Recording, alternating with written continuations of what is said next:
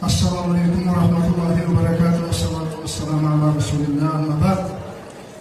Unutasızlarma, unutmayısızlarma. Biz Müslümanız. Müslüman болғаннан кейін бізге шариаттың hükmü var. Yani Allah'ın hükmü. Nenin halal, nenin haram екенін басты етіп Пайғамбарымыз саллаллаху алейхи ва саллям айтып кеткен. Енді Аллаға шүкір дейміз, арақ деген бәледен құтылдық осы тойлардан. Бірақ тағы бір екі нәрсе бар, құрметті тамада.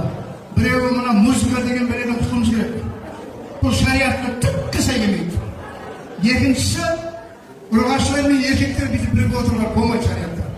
Кейінгі тойларда тамада інім саған құлағына алтын сырға. Себебі біз бәрібір Алланың алдына барамыз да жауап береміз. Біз енді үлкен болмадық, соны айтып өтуіміз керек.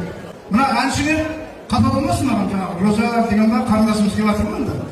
Олар да енді сондай той өткізсек, олар да сәл той өткізіп қалады да, жұлдыз болмай жерге түседі. Потому что шариатта оларды менің ақалақшысы деп айтады да, азаншысы, шайтанның. Сондықтан оның үшін қаламайды ғой шайтанның азаншысы. Енді бірақ мен осы тілегім осындай.